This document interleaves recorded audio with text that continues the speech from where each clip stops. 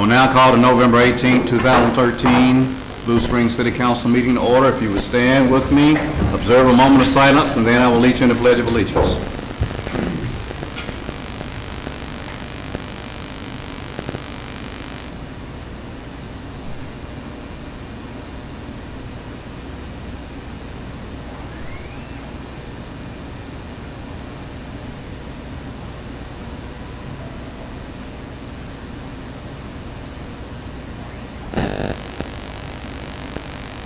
Pledge allegiance to the flag of the United States of America and to the republic for which it stands, one nation, under God, indivisible, with liberty and justice for all. You may be seated. I want to welcome you in attendance as well as those that might be watching on Cable TV 7 to tonight's City Council meeting. The next item is the consent agenda. Councilman Quayle asked that I pull item F. There are other items that need to be pulled. If not, I accept the motion for approval. So moved. Is there a second? Second. Roll call, please. Councilman Quayle. Aye. Councilman Levesey. Aye. Councilman Fowler. Aye. Councilman Carter. Aye. Councilman Edmondson. Aye. Councilman Culpepper. Aye. Carried unanimously. Councilman Your Quayle. Honor, I asked to have this item pulled from the agenda just to talk briefly about what I think we need to do going forward, having the election results that we had. I'd like to get concurrence from my fellow councilmen that we ask the Parks Commission to take a hard look at this particular item so that we can better understand what the results were, and then come forward to this council with recommendations as to how to move forward in light of the results. And I think I'd like to do that, recommend we do that in a work session type setting. So basically, I want to ask the Parks Commission to take a harder look at this and really understand what the election results mean to us. You want to specify a time period in which you would like to have them bring that back to us so we can take a look at it and analyze it as well? Like to have it done by the end of the year or early in January if possible. Okay. We have a, yeah. Your Honor, typically the City Council has work sessions where you have a month that has a fifth Monday, and just for a point of the record, December 20th, I believe, is the fifth Monday of 30th. the 30th. December has 5 Mondays, so if the council would choose to do that, that's available to you. Well, I looked at that, and that's during the holiday season between, so I think we're probably going to pass on that particular date. And we'll come up with another date that's convenient. We don't necessarily have to do it on the 5th. I'll just call a special work session whenever we get those results in, and we'll come and talk about it. That satisfactory? Satisfactory Okay. to me. Mr. Doval, you get your instructions? He's nodding yes. Okay. Now, would you like to make a motion for approval? I would make that motion, Your Is there Honor. a second? Second. Any discussion? All in favor, aye? Aye. All same sign? Motion carries. Next, we have a public hearing. Mr. Johnson. Your Honor, for a public hearing, RMP 10-13-4125, I'd like to offer an exhibit that includes City Council information form with attachment, staff report with attachment, site location map, vicinity map, affidavit of publication is advertised in Blue Springs Examiner, October 12, 2013, 185-foot notification map, names, addresses of property owners within 185 feet of the site, and copy of letters sent to property owners notifying them of the public hearing. These are all the exhibits I have to offer on behalf of the city. Okay, Mr. Allen, on behalf of the city. Thank you, Your Honor. Again, before you this evening is a request to amend a redevelopment modification plan for what is known as Copperleaf Village. The applicant's requesting to modify this in order to include about a 0.84 acre lot at the southeast corner of the project, which is also the northwest corner of Artie Mize and 7 Highway. This is formerly the Rent-A-Center property, and in order to include this into the redevelopment modification plan, the applicant did go through Plan Commission public hearing. Recommendation was made to include the property and approve the amendment by the Plan Commission on October 28th, and that was a unanimous recommendation. I'll pardon my scrolling here, but I will show just a brief site plan of the subject property and the revised plan.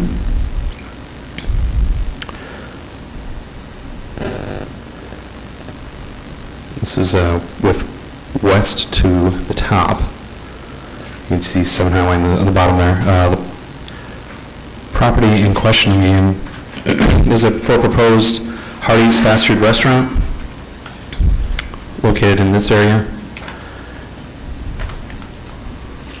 And the applicant did go through additional approvals in terms of preliminary plat and site plan design review for the project in particular. Also at the Plan Commission meeting of October 28th, and was recommended and approved for those applications as well. So with that, again, the request before you is simply to modify the redevelopment modification plan, which is the last, and first modified, I should say, first drafted and created in 2005. And with that, I'll certainly stand for any questions. Are there any questions, Mr. Councilman Edmondson? I'm just curious, and maybe this is not the right time to ask, but can you talk about the stormwater detention on this site? Your Honor, and Councilman, I may not be able to personally, but I can defer to our Public Works Director, who I hope can do the same. Okay. The stormwater on the site originally, as you know, it used to be a Kenny Shoe store at one time, and it was predominantly all paved. What we've requested is that the applicant look at using stormwater quality measures in the islands to try and trap some of that water and basically create modified rain gardens Okay. in the green spaces to try and help. But we're not asking for a full detention plan like we normally would. Okay. My concern is with that corner lot and the elevation of that lot, that during, heavy rains, the runoff could cause some problems out on 7 Highway. That's my reason for asking. Historically, we haven't had an issue at that intersection Okay. with abundance of runoff from the site. There is a catch basin in the corner that catches most of it. Okay. Generally, when we experience the flooding during the extremely heavy rains, it's in the sag of 7 Highway that's just about Hearns, as opposed to that intersection. Right, and I do know that tends to back up under really heavy rain just because the system's not adequate enough to carry that much water. Correct. Okay, thank you. Councilman Lavalley? Mr. Allen, maybe just for the record and for my information as well, why is there a modification necessary for this plan? Is it, if the original plan and there was something on that site before, what's kind of the deal with changing this now? Sure, Your Honor and Councilman, good question. In terms of this property, maybe hard to see. See if we can highlight this here. There's dashed lines here and here. So this property is not currently in the redevelopment modification plan. The former Renner Center was never actually included in the Copperleaf project. So because of that, the applicant is looking to include that primarily to take advantage of some of the reductions and waivers as a part of that plan for buffering widths along 7 Highway and RD Mize. And in doing so, would also maintain some consistency with the rest of the project. So there previously was something on this site, it just was left out of the initial redevelopment plan? That's correct. So just Different ownership, too. making the... Yes, official- different, yes, they're still, as you noted, Kevin Fitzpatrick is still the owner of Copperleaf, but yes, so he's the one formally making the application to modify this since it goes back into the overall Copperleaf. But yes, it was originally Renner Center under different ownership at the time. Thank you very much. Any other questions of Mr. Allen? If not, thank you. Thank you. I see the applicant is available. Would the applicant like to come and make any comments? Be sworn in to make comments and stand for questions? Sounds swear the testimony about you in this case will be the truth, so that. I do. Give your name and address. Kevin Fitzpatrick, 6310 Lamar, Overland Park, Kansas, 66202. Just to make myself available for any questions, this property was acquired after we did the redevelopment modification ordinance for the majority of the center, and we thought that when we finally had it under contract, which we did not anticipate would take this long, that we would include it in with the rest of the parcel at that time, once we knew exactly what was going on there. So that's why we're here today. Okay, any questions, Mr. Fitzpatrick? Councilman Fowler? Yeah, good to see some activity over there, and I just encourage you to keep involved with our city staff so that we keep current on all issues surrounding the whole development. Okay, I think that's good advice. Thank you. Thank you. One other comment, the Planning Commission did make a comment that they would suggest an internal traffic study. I would respectfully request that that be denied. I've been in the business 30 years and never done an internal traffic study. There were some concerns about the internal traffic that would go on in the center, but it's pretty typical. It's a strip center with pads out front. I'm not sure exactly what that would accomplish, so I just wanted to comment on that. Staff and I have talked about it. One of the members of staff had never seen an internal traffic study. I've never seen an internal traffic study. The Hardys did do an updated traffic study as part of their application, but again, if we could get this approved without that requirement, I think it would make good sense. Okay. Any other questions, comments? Cost impact on that, does anybody have an estimate? I don't, because I've never done one, so I'd be making it up if I... Okay. Who would know what that's, would you have any idea, Chris? I honestly don't. The internal traffic study is a little bit new to me. There was a 2005 traffic study done for the Copperleaf development, and then Hardee's has done a subsequent external, which does list the number of vehicles coming in and leaving the site. It does not give us a count for where the vehicles necessarily go on the internal drives in the location. And I'm not sure if that's required.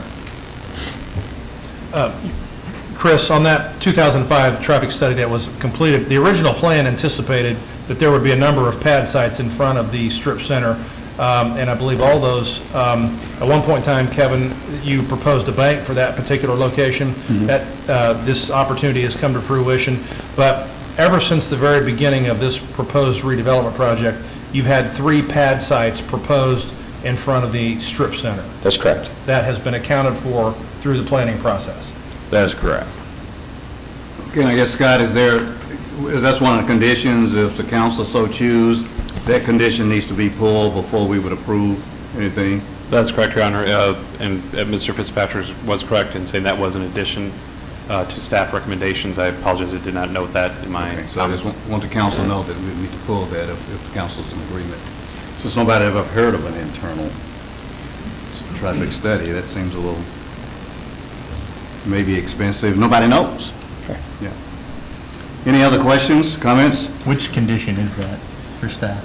Which Is that condition? 5? Is that 5? It's under number 5 and it's highlighted. Okay. All right. Thank you. Thank you. Is there anyone else in the audience like to speak in favor of? In favor of? In opposition to? In opposition to? Close this public hearing. Introduction? I'll introduce it, Your Honor. Okay. First reading of Bill Number 4281, an ordinance approving the amended Copperleaf Village amended redevelopment modification plan. Move the bill be approved on its first reading and proceed with the second. Is there a second? Second. Discussion? All in favor, aye? Aye. Pose same sign. Second reading of Bill Number 4281, an ordinance approving the amended Copperleaf Village amended redevelopment modification plan. Move the bill be approved on its second reading and assign the appropriate ordinance number. Yes. Do you want it before the second or after the second? Before the second. Okay. If somebody wants to take that requirement out, there should be a motion to amend it, taking it out. I didn't know if anybody wanted to or not, but I wanted to make sure you knew what was going on. Okay, I do have a question on that, Your Honor. Yes. We have here on item 5 an internal and external traffic study. Was the internal added to item 5, or was 5 added in its entirety? Just the internal was added, correct. Just the bold portion. There's bolded and underlined Okay, Council- language that can be removed, which would essentially restore it to the original condition.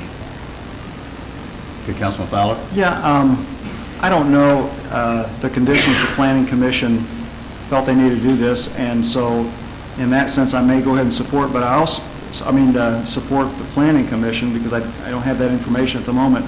At the same time, I did hear him say that the Hardys may have had a traffic study, and will that work for an internal traffic study if submitted? And I think that'd be a good thing for our city staff to be able to review. And Mr. McDonald? Hardee's already had an external updated traffic study done, so it's been submitted, and that did not meet the planning commission requirements then. we had a citizen who spoke out concerns about children that went to the dance studio, and I think that was the reason something was... Councilman Carter? And also the traffic impact on St. John Lalonde as an external force as well. So I think that's why the Planning Commission ordered both studies. And as representative, what's your take on the situation? Well, I've never done an internal or an external traffic study, okay? But they were sensitive to that one person's complaint. Right. Your Honor, Well, thank you. I'm not, I mean, we've talked over the years about external traffic studies all the time. What was the finding of the external traffic study?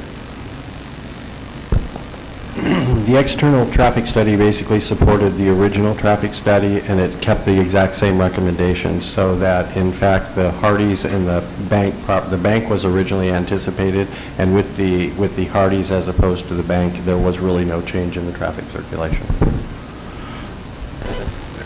My personal opinion, Your Honor, is that an internal traffic study, I mean, to do an external traffic study, you have to study the traffic flows through the site. I'm not sure that it, to me anyway, makes any sense to require that. I would move, Your Honor, that we amend the bill to remove the internal traffic study requirement. I'd second that. Okay, we got a motion and a second. Any further discussion on the amendment? All in favor, aye? Aye. Opposed, same sign? Aye. What is it, 4-2? Okay, it passes. So that's been, so now, I probably need to redo the motion as amended. Yes, Your Honor. I move that we pass on the second reading the amended bill and assign the appropriate ordinance number. Now, is there a second? Second. Okay. Any further discussion? I'll read it. Second reading, Second reading of Bill Number 4281 as amended, an ordinance approving the amended Copperleaf Village Amended Redevelopment Modification Plan as amended. Okay. Now, Move that the bill be approved as amended on its second reading and assign the appropriate ordinance number. Second. okay, discussion. Roll call, please. Councilman Levesey? Aye. Councilman Fowler? Aye. Councilman Carter? Aye. Councilman Edmondson? Nay. Councilman Culpepper? Aye. Councilman Quabell? Aye. Ordinance passes carrying 5 ayes, 1 no, given ordinance number 4465. Okay, now we have introduction and reading of Bill 4284. Would I like to introduce it? I'll introduce it, Your Honor. Okay.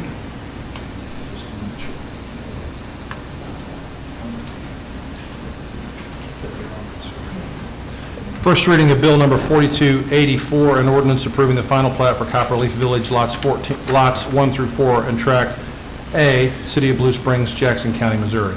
Move the bill be approved on its first reading and proceed with the second. Is there a second? Second. Discussion? All in favor, aye? Aye. Opposed, same sign? Second reading of Bill Number 4284, an ordinance approving final plat for Copperleaf Village, lots 1 through 4, and Tract A, City of Blue Springs, Jackson County, Missouri. Move the bill be approved on its second reading and assign the appropriate ordinance number. Is there a second? Second. Discussion? Roll call, please. Councilman Edmondson? Councilman Fowler? Aye. Councilman Carter? Aye. Councilman Edmondson? Aye. Councilman Culpepper? Aye. Councilman Quabell? Aye. Councilman Levesey? Aye. Carried unanimously, given ordinance number 4466. Next, we have introduction and reading of Bill 4288. I'll introduce it, Your Honor. Okay.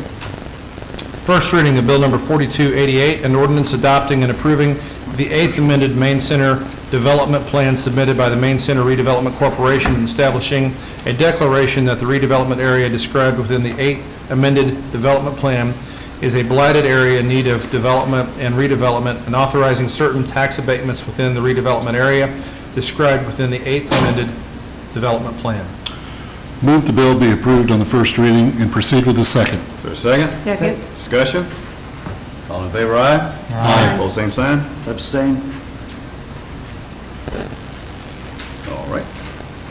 Second reading of Bill Number 4288, an ordinance adopting and approving the 8th amended Main Center Development Plan submitted by the Main Center Redevelopment Corporation, establishing a declaration that the redevelopment area described within the 8th amended development plan is a blighted area in need of development and redevelopment, and authorizing certain tax abatements within the redevelopment area described within the 8th amended development plan.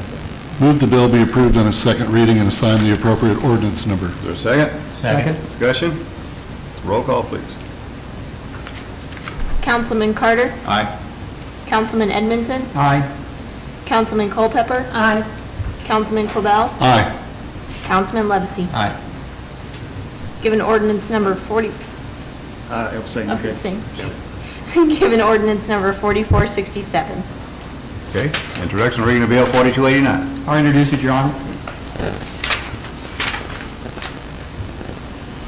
First reading of Bill Number 4289, an ordinance adopting and approving the 9th amended Main Center Development Plan submitted by the Main Center Redevelopment Corporation, establishing a declaration that the redevelopment area described within the 9th amended development plan is a blighted area in need of development and redevelopment, and authorizing certain tax abatement incentives within the redevelopment area described within the 9th amended development plan.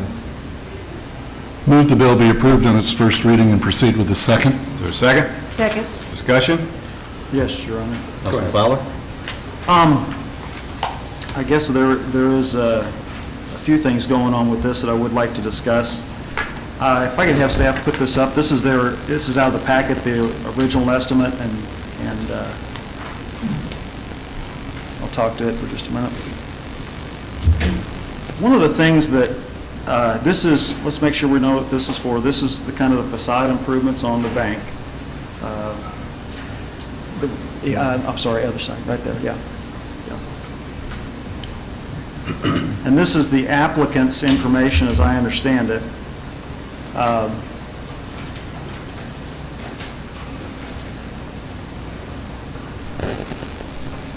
Okay, and then up at the top there is the original estimate of $178,000. Again, that's from the applicant themselves. I guess they ran into additional expenses of $72,000 for a total of $251,000. As you get down farther in the document, they talk about another $74,000, but that is not part of the application. So I guess the original project, $178,000 total, is $251,000.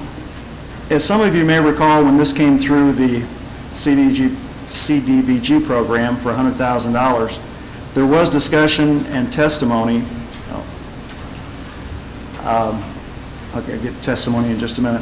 There was testimony that one of the councilmen on May said, asking staff, or making a statement about it, this is a matching grant program to get $50,000, the business is going to have to spend $50,000. Staff answered yes. And then they go on to say, and that's the case with the $100,000 we approved last year, correct? Staff said yes. As it's turning out today, we're not seeing that investment from the public. And that's concerning that it would go that far in the process, only to come back and ask for incentives today. So I did have concern about that. I do have also a concern on both of these line items tonight, and let me brief that, and that's relative to the fact that there is no public hearing. Doing tax abatements, I know the state statute,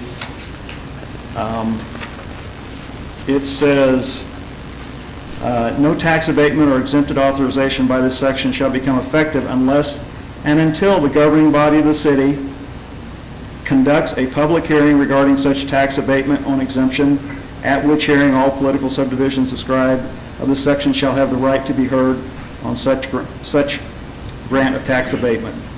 And I believe that there should be, but probably what's even more troubling than that, if you actually read, the old 4288 was just approved. Is that correct? Right. 4288. Let me read from the the city council approved bill. And I'll remind you that tonight is November the 18th, and we started at 6:30. According to the approved ordinance, whereas the city council did hold a public hearing on the 8th amended development plan at 6:30 PM on November 18th, at which time all interested parties were given an opportunity to be heard. That didn't happen. Whereas in connection with the public hearing on the 8th amended development plan, the city council also considered a blight study dated November 29th, 2000, by Rule Company, a blight study supplemented dated November 17th, 2004 by James Askew, a blight study of February 19th, 2008, James Askew, and also considered other evidence and testimony in connection with the existence of blighting conditions within the redevelopment area, the means by which the 8th Amendment Development Plan will be implemented and granting tax abatement. There's quite a few things in there that we did not do that we claim that we did. And I believe that we should have public hearings on tax abatements. So that the ordinance that's proposed right now, the bill 4289 says the same thing, that we held a public hearing tonight, when in fact we haven't. So, You, Mr. McDonald, want to address that? Your Honor, I know Paul Campo is here, and Paul is special legal counsel that represents and works with staff in the Main Center Redevelopment Corporation. And Paul, I don't know if you're prepared to respond to that. I know we are required to follow a process established by the Missouri statutes with regard to the notification to taxing entities. So, Your Honor, would it be appropriate? Yes, because I think he raises an interesting point. No, we need to address. I think your point's a fair one, Councilman Fowler, on the 8th amended. I'll be honest, things moved relatively quickly during that adoption. I was kind of waiting for the discussion. It didn't happen. The notices were sent out to the taxing entities, the taxing jurisdictions. I'll ultimately defer to Mr. McDonald, but if you want to do some administrative housekeeping and maybe move to reconsider that bill or rescind and redo it and call for the public hearing. I don't know if any representatives or the taxing jurisdictions are here. But as you noted, Councilman Fowler, the public hearing is for the purpose of the taxing entities to be able to speak. They were mailed a copy of their tax impact analysis. It's not too late on the 9th amended, Mayor, to ask if there are any representatives of the taxing entities that wish to speak for or against the proposal. I believe the bill also says that, a little bit previous to that, that we put a public hearing date in the notice to them. That is correct. And what was that date? That's today at 6:30. Oh, okay. And it was just missed a few minutes ago in the rapid succession of the adoption of the 8th amended. It can be fixed, and I would recommend, ultimately deferring to Mr. McDonald, that it go back and we touch first base and do it, and then as we proceed on the 9th, when I'm done talking, or at the mayor's pleasure, call for the public hearing. Those items are easily curable and can be taken off the table.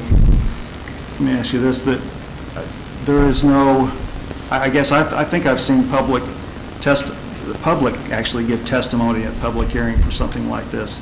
Are we saying they're excluded from that public hearing? Or I doubt. Can you make a public notice and allow that? I don't want to speak for the mayor. I doubt seriously he would actually exclude anyone from the public aside from a taxing entity who may want to speak tonight. But as a statute that you read, the notice of the public hearing was only to be served on the taxing entities, and that's what was done. Okay, but we just didn't have it on the agenda then as an opportunity. Well, yeah, the bill is on here, but it's not stated as a public hearing. You don't have the words public hearing on your agenda, but that doesn't mean that you can't and won't nonetheless conduct a public hearing on these two matters. Because the agenda isn't serving notice on the taxing entities that there's a public hearing. Those notice letters already went out weeks ago. Well, Mr. McDonald, you'd like to add to that, and then we go to Councilman Carter? Under our code, the city's code, if someone speaks up, they're entitled to be heard unless the council doesn't want to hear. So somebody could have spoke up. Okay. But I agree with Mr. Campo that we probably ought to just give the opportunity to anybody who wants to speak now on this one, and then go back and open up the other one. And if there's anybody who wants to speak on that one, let them come up and speak. Then in the future, we can make some modifications to the agenda to reflect that that's possible. And that's a good point. I appreciate you bringing that up. Okay, Councilman Carter? Court reporter is gone, so is it not impossible to go back and touch first base here? Don't we need a court reporter to? Not necessarily, no. It's a public hearing. Some things that you have to keep a record of, but others you don't. And I guess for the record, correct me if I'm wrong, but I recall public hearings at the previous, there's a lot of line items on this redevelopment modification over the years, and I believe we did have public hearings. Does anybody recall? Matter of fact, if you read the ordinance, it says that at every one of them, because I confirmed it, every one of the previous amendments, it says that a public hearing was done, and this is the first time that I can recall it. Are you talking about what we're dealing with now, or are you going back to the modification? Yeah, actually in the bills, on the No, first... you asked on Mr. Fitzpatrick's thing. Oh.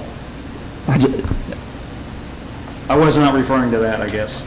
Okay. That's what I thought you were referring to. No, on the bill, that 4288 for one, the second paragraph talks about an August 2001 public hearing, December 16, 2002, December 15, 2003, September 20, 2004, and there's an awful lot of dates in there that we...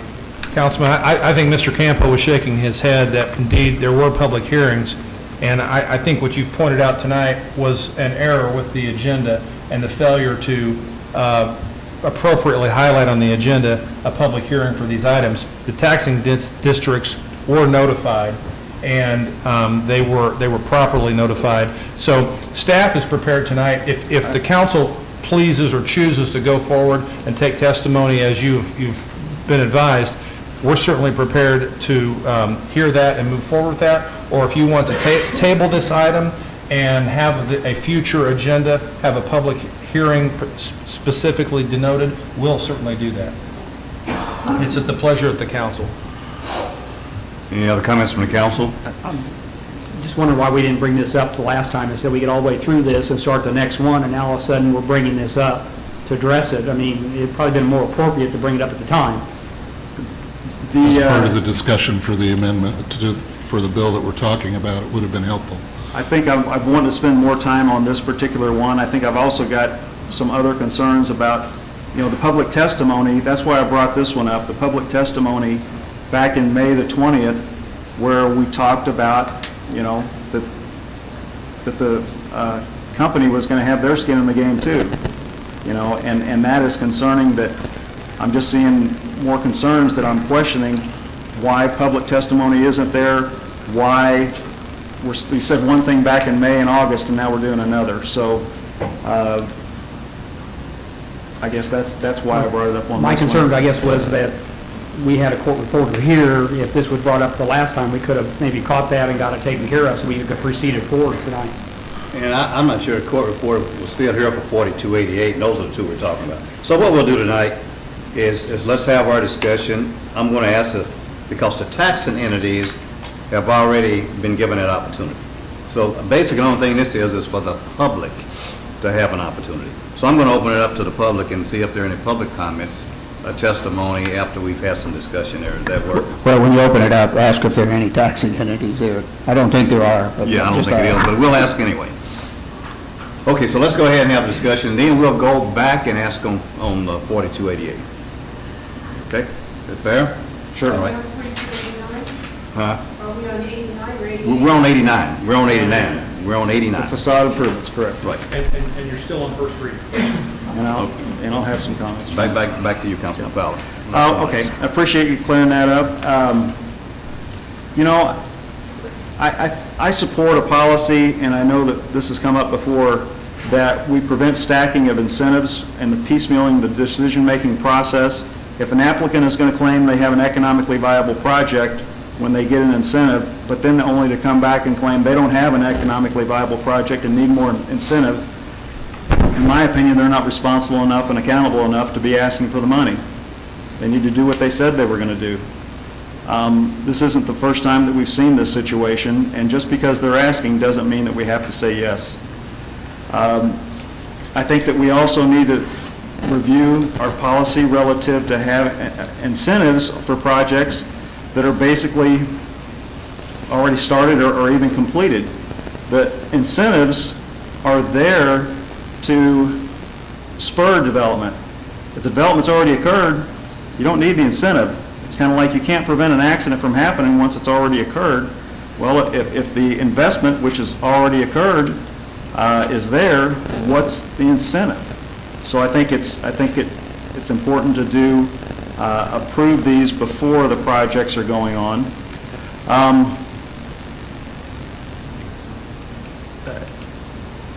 I realize that you can't ask for a policy that's not already there. Again, I know we've seen these issues before and talked about the need for a policy. I sincerely hope that we do it after this. I don't like seeing things come back to us in this form where they've already got an incentive and they come back for more. So I'll end with those comments. Okay, any other comments? Councilman Carter? Your Honor, thank you. And I think Councilman Fowler was quoting me from that meeting earlier this year, and his point is well made. I'm very troubled by this. When we talked about the CDBG funds going for this facade improvement, I did ask the question, is this dollar for dollar? Is this a public-private partnership? And this looks to me like a public-public partnership.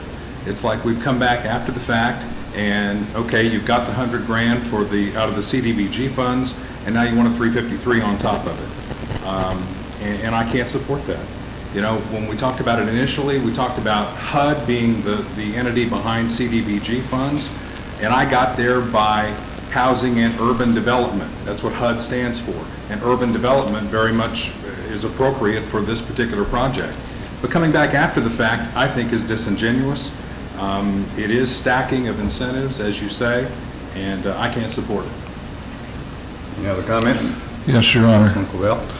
This has been an interesting one for me to study. I've spent quite a bit of time, actually, talking with staff, and my initial reaction was very much the same as what Councilman Fowler and Councilman Carter have expressed in regards to coming back after the fact. We established the facade program in our downtown area as a way of specifically to encourage facade improvements. But we also need to remember we established the 353 Downtown Tax Abatement Program to spur development in our downtown as well. One of the interesting things about this specific project is we did have the applicant make a commitment in advance to match dollar for dollar the Community Development Block Grant. Later, as I understand it, after they discovered when they took the facade off and discovered the amount of damage underneath it, that of course couldn't have been determined until you took it off, they realized they had an expanded cost, and I believe they were made aware or reminded of the 353 program, which, as I understand it, and I'd appreciate it if staff would correct me if I'm wrong about this, but the 353 program, the applicant does qualify to apply for that, and in doing so, they could apply for the full amount of this project, all $325,935. So they could apply for a full tax abatement under the 353 and walk away from the facade program, and they wouldn't have to have a penny in it. And they could have withdrawn from the facade program, and they would not be reneging on their agreement to match the facade program dollar for dollar. So what they've brought back to us is what I would call hybrid. They've come back and they've said, we're going to put roughly $75,000 of our own money into the project, and we're asking the facade program to pay $100,000, and we're asking to abate $151,026. Now, I talk about that because if they were to have walked away from the facade program and asked us for the abatement under the downtown redevelopment program, we would have been abating their taxes along with all the other taxing entities to the tune of $325,000. So we would have, that money directly affects ourselves and all the taxing entities. The way that they've come back and asked us to do this, they're still making use of the facade program, which is CDBG funds, and they're only asking the taxpayers of Blue Springs to abate $151,026. So in the end, what they're proposing is more cost-effective for our taxpayers. It took me a long time to realize that that was the outcome of this. They still have $75,000 of their own money in the game, so they are making an investment in our community. They are requesting approximately half, a little less than half, in tax abatement is what they could under our 353 program, and they're leveraging the $100,000 that we set aside for the facade program. So while in the beginning I was kind of negative about this, I've come to the conclusion that, number one, they qualify for all these programs. We don't have any policy restriction to it, as Councilman Fowler pointed to today, and in the end, it's a better deal for our taxpayers. So I'm going to be supporting this tonight, regardless of what the outcome is, for all of those reasons. It's kind of complicated, but the end question is, does this project accomplish the goals that this council set out for our downtown? And I think the answer is an unequivocal yes. And so we're doing it at a better rate than what we would have if they'd have just come in under the 353. Anybody else? Your Councilman Evans? Well, to that point, I do have a comment. I mean, I understand your logic, how you say you get to the point that it's good for the taxing entities using CDBG funds. Why didn't we hear that in May? You know, that could have been, if they would have started out in May and they said, hey, look, we're going to really do you guys a great service here, and we're going to utilize both funds, and we could have walked down the whole process and all the public testimony with that out front of us, I'd follow that, but I don't follow it this way, so. Your Honor. I think there's a couple of things we're losing in the discussion here that I'd like to point out. And I think what we're really just addressing here is a hiccup in the process, similar to the same discussion we just had with Mr. Campo. There was just a lack of the flow of the way the process could have happened. But a couple of things we're missing is just as Councilman Quibell mentioned, is the whole point of this incentive and many of the others that we've tried to implement in downtown is simply to achieve some of the things that this project is doing. Is the CDBG funds exist to help and housing and urban development, to spur development. And I think this has been identified by all the groups that this council has supported, including Downtown Alive and many of the others that have tried to spur development downtown for years, is that this one project has been at the top of the list of one of the things that could potentially spur the most amount of development for downtown, just because of the general opinion of that facade that has been up to now. Anytime there's been some sort of process implemented to spur downtown development, one of the top things has been, what can we do about the facade of America's Community Bank? And so this money and this project is doing exactly what this council has wanted to do for years, that has been unable up until this point to do. While the process could have been differently, another thing we're missing is that there is a process involved in this overall. There is a MCRC board that this group, this corporation had to submit that this project would fit the qualifications. That board unanimously approved that it did. They have encouraged the council to approve this as well, and we're meeting all the qualifications along the line to make this happen in this community. So while the process could have been better, there's an acknowledgement of that. You can't fault the business for simply doing what all business people do and try to find the most amount and the best options for them to complete a project. This was a tool that they did not realize was in the toolbox and has since realized. And so now they're just simply trying to go find the better hammer and make this project happen the best way it can in the most reasonable rate. So I think we don't we can recognize there's a flaw in the process, but I think we need to not lose sight of the fact that this is doing exactly what we're wanting it to do in downtown in Fort Blue Springs. Two small points, if I may. Yes. Okay, first of all, if they were coming up with the other $25,000 to match dollar for dollar CDBG funding, which they said they would when we talked about this the first time, I would be more apt to support it. And secondly, Councilman Quibell distinguishes between the local taxing entities and the federal tax dollars that make up CDBG. I think we all pay federal taxes, so we've all got skin in this game. This is still a public project. I want to see the private side come up a little more. Any other comments? Councilman Fowler? Yeah, and I'll just second that one point, that they've turned staff into standing up there saying that business is going to match dollar for dollar, and that's not appropriate to put our staff in that situation. The business should have tried to correct the public record, and I didn't see any action to do that. Your Honor, if I may, Yes. patiently, and I guess part of this definition is you're throwing around tax abatement, and if staff can answer what tax abatement is, where it comes from, just to make sure I'm on the right track. Tax abatement is taxes that corporation or business was going to have to pay for the improvements that they did. That's part of the incentive. They do the improvements to their business, and what happens? Their taxes go up. So what you do is ask for abatement, that the amount of taxes that go up get abated to help pay off those improvements. Is that a fairly reasonable answer to that? So, Portion. You forgot about the 50% that gets taken out on the original property. true, but... So it's more than just the But here improvement. again, you guys keep throwing this stuff out about, okay, taxes. Who's paying the taxes? It's the business. I mean, a business goes into these projects to improve their business. To improve their business, they're going to incur more taxes. A business pays taxes just as well as an individual pays taxes. And the guy that owns that business pays taxes again. So here again, when everybody says, do they have skin in the game? Yes, they've got skin in the game. They paid taxes. They paid corporate taxes. They paid individual taxes. And their employees that work for them pay taxes. So when they go about asking and improving a business, that's going to incur them on more taxes that they're paying. I mean, they're paying these taxes too.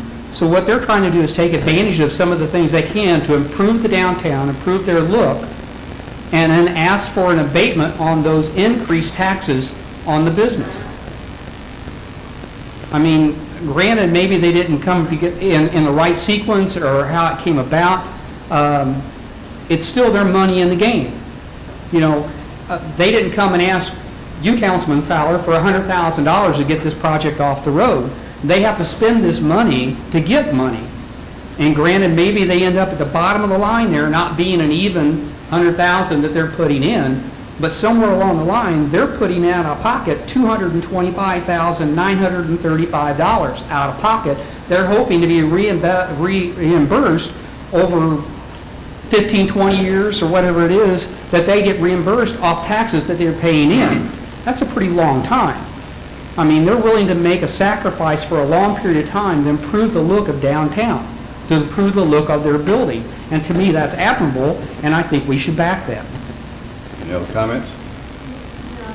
Yes. I've listened to all of this, and I think there's good points on both sides. When I first started reading this, I was concerned. I thought, well, maybe we're double dipping, and that's not such a good thing. However, I really agree with Councilman Edmondson. If we put tools out for our businesses, whether they be downtown or anywhere else, I think we need to be prepared to follow through with what we put out there. I don't think that if we turn around and say, well, here's a tool for you to use, but you can't use it, I have a problem with that. I understand that some of the timing was flawed, and I would hope that as we go forward, we use this, and when a business comes forward, we present all tools that are available and help them work through that. And maybe the solution is all tools considered at the same time. You look at anything that's available and you bring it forward as a package. But I think it's something that downtown needs very much for improving, And it will bring more money in the long run. So I think it's a good thing to encourage businesses to use these tools. Any other comments? Well, I tell you, I was taken back when I first heard this as well, because it's a lot of times it's not what's real, it's the appearance. And it did give a strong appearance of double dipping, and I've listened to all your comments, and most of you make sense on what you're saying, and could be supported that way. But I've had some discussion with staff, and I think we need to establish a policy. If you're going to use the 353, you use that. If you're going to use the CDBG, you use that you don't use both. Well, or propose both at the same time. Well, I mean, a combination of things. It's not the first time we've had one incentive use more than one at a time, but put it all up front so we can make the decision at that time. Well, which one you want to support, but if you put it out there, let them decide which one they want to use. I mean, that's a toolbox. Do I want to use a hammer or do I want to use a screwdriver? Depending on what I'm doing. So I've had this discussion with staff, and hopefully we can have this during a work session as well as the other item that we talked about on the election results. And let's talk about how we go forward on this one. You know, it's probably a little late at this particular time to try to deal with this one. It's already out there, and the investment's been made, and from just listening to you, it sounds like there's support to go ahead and pass it, but I want us to nip this thing in the bud and come up with some policy Your so we Honor, can take the confusion out. If I may, I would also ask, and I've already discussed this with Christine, the information on 353 on our website is incorrect. And I've asked that we look at that because it is not worded properly. It specifically states that it's the improvements only, and that's not an accurate statement. Mr. Johnson, you have some comments? Yes, Your Honor. I feel like it falls upon staff's shoulders to make certain that the processes that we're implementing and managing are being managed appropriately. Certainly, when this project was brought to you back in May as part of the CDBG program, we did not have an application for a 353 request for the downtown program.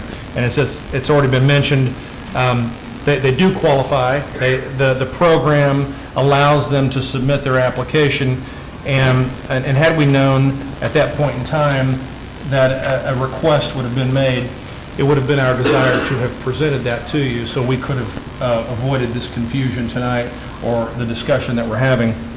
I'm trying to look for the teachable moment here so that we can all go forward and improve our processes so that these can be administered more smoothly for the applicant and for you as the council so that we can achieve your goals. And I think I would propose two possible fixes here.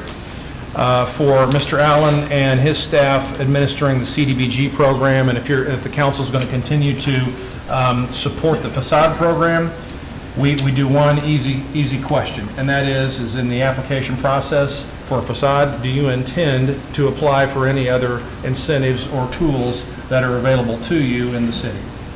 That can be a simple fix. And secondly, on the MCRC 353 application, are you currently applying for or seeking the authorization for use of any other incentives? There are two applications, and I believe if we can seek to bring those processes together, present that information to you at one concurrent time, that might help avoid some of this confusion.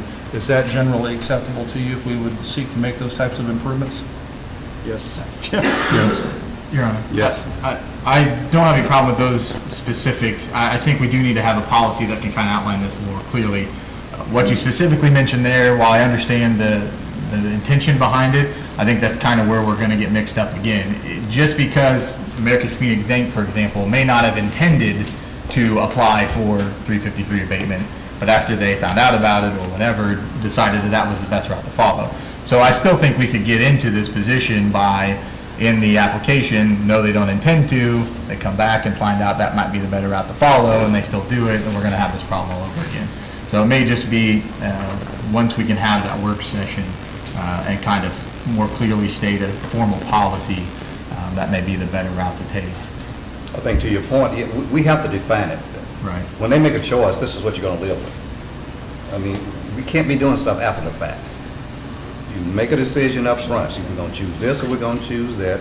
You don't start changing horses in the middle of the stream. Doesn't work that way. So, anyway, we'll have this discussion. Okay, now where are we? You're on first reading, discussion. Okay. So you're ready for a vote on first reading, Your Honor? No. I need to open it up and see if there's anybody in the audience that would like to come and support. First of all, are there anybody in here from the taxing entities that haven't already been approached or have not already submitted their testimony through the process? Is there anybody from the public that would like to come and speak in support of this application? Is there anybody in the audience, in the public, that would like to come and speak in opposition to this application? Seeing none, I am closing this public hearing. Now, let's get on with the other part of it. First reading. You've already did? Yeah, we already read it, so we need to vote on first reading. Did we have, okay, you read it, did we have a vote? You have not had a vote. Okay, all in favor, say aye. Aye. Opposed, same sign. Aye. 4-2. 4-2. Okay. Second reading of Bill Number 4289, an ordinance adopting and approving the Ninth Amended Main Center Development Plan submitted by the Main Center Redevelopment Corporation, establishing a declaration that the redevelopment area described within the Ninth Amended Development Plan is a blighted area in need of development and redevelopment, and authorizing certain tax abatements within the redevelopment area described within the Ninth Amended Development Plan.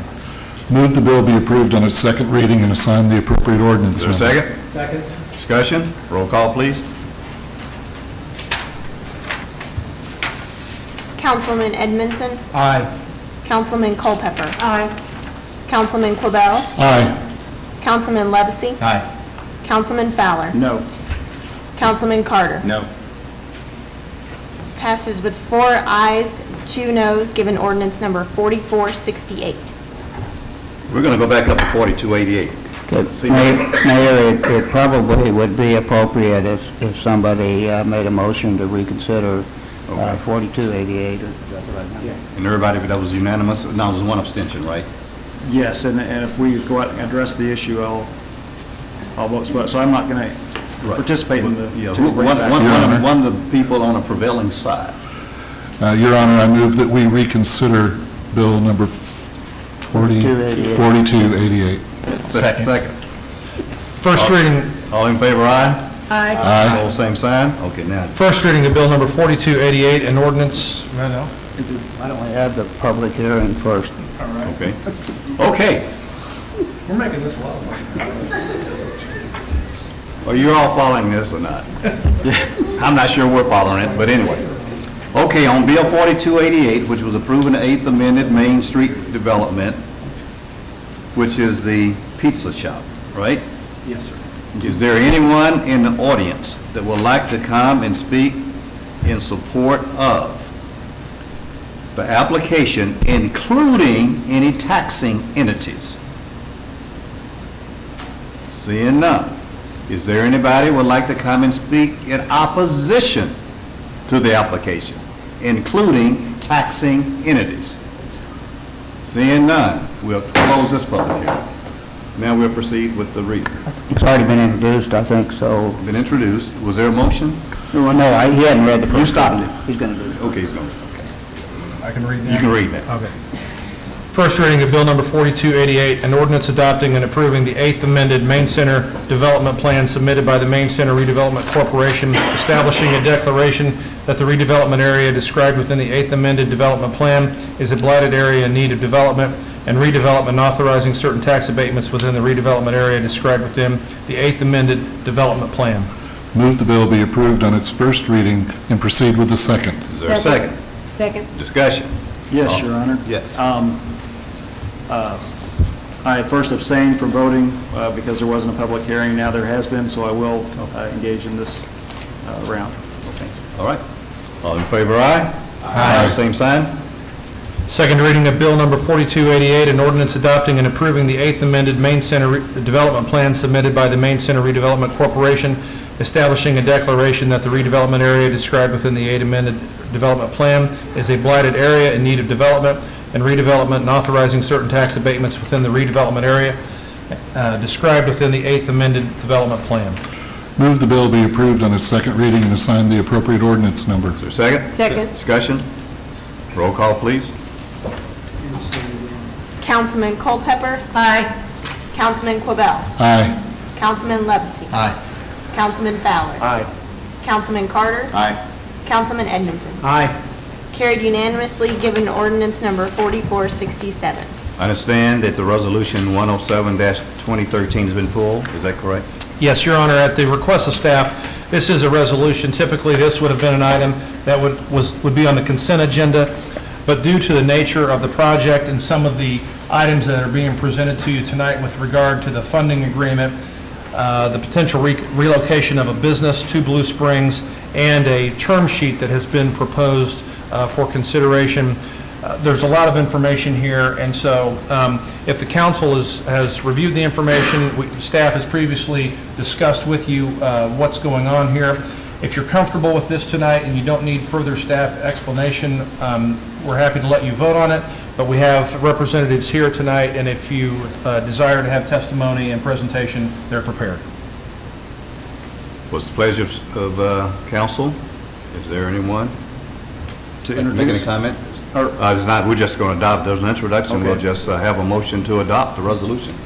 Yeah, I did have a quick question for staff and Okay. comment. All right? Good to see somebody wanting to get involved in Blue Springs and help our community out by bringing potentially some new jobs here. So very supportive of that. I assume after all the discussion they may have sit through that they understand that we want to know all the incentives all at the same time. But I will ask the question for staff, just a little bit, educate me just a little bit, the Chapter 100 term sheet, what the Chapter 100, well, I am not as familiar with this. I've heard a lot of incentives over the years, but I've not heard this particular terminology. What Councilman Fowler, I will ask Sid Douglas with Gilmore Bell to come forward, and Sid is special counsel who has represented us. The city has actually done a couple of Chapter 100 bonds over the past 20 years. Dervet is listed, and also Meyer Labs, Kohl's. So, Mr. Douglas, if you would, please. Chapter 100 is a means to provide some tax abatement for a commercial economic development project. It's achieved by the city issuing bonds to acquire the project that is designed to provide economic development in the community. The city will be leasing that project to the developer, and the developer will in turn be subleasing it to the proposed tenant that is hopeful to bring up to 350 jobs by the end of 2014 and potentially another 350 jobs by the end of 2016. But much like any of the buildings that the city currently owns, those properties come off the tax rolls.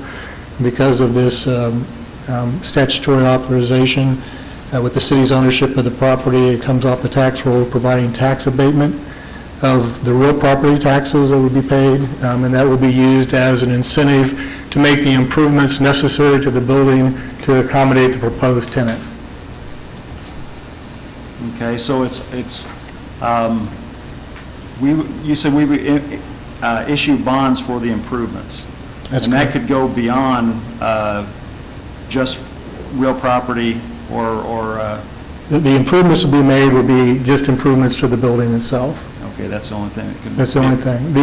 Any personal property or any tenant improvements that will be made at the cost and expense of the proposed subtenant.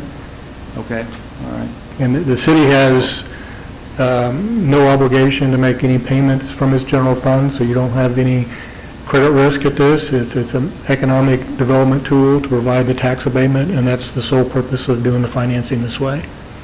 Okay. And one last thing for those that may be listening that are about this. This is not the approval of any incentive tonight. This is to approve a staff time and a financial commitment from the applicant to go forward and present a final product to the council for decision. That's correct. We're just giving an outline of what is expected to be presented, so if there are any objections or concerns about that, it'd be good to know it about this time. There'll be notifications that'll be sent by statutory requirements to all the affected taxing districts. And at that time, at one of your meetings in December, we'll be coming back for approval of the actual economic development plan and the authorization of or approval of the documents that would implement the plan.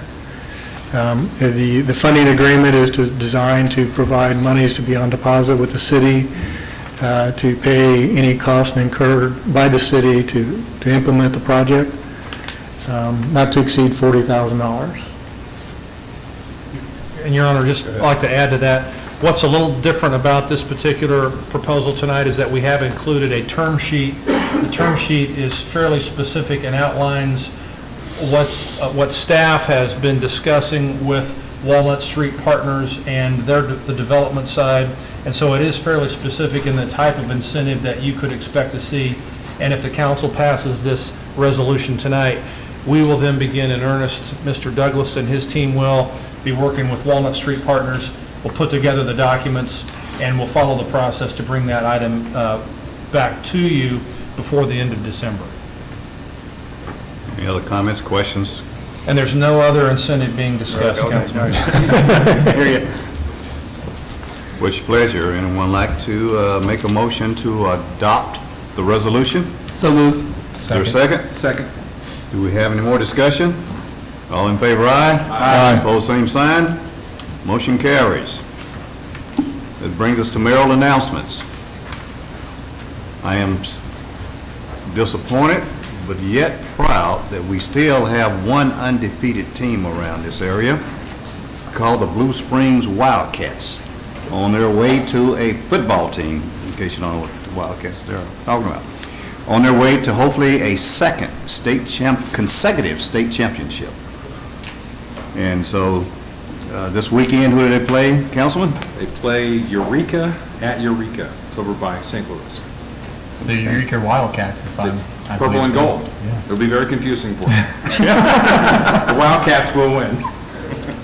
Well, I would imagine that the distinction will be made when our Wildcats have the final score. So anyway, we're very happy about that. The next thing is on the consent agenda.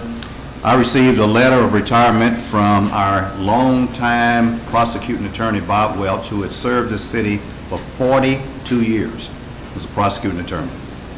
And so we found a person, and I'm very proud, and it was approved tonight on the consent agenda. He was here earlier tonight meeting everyone.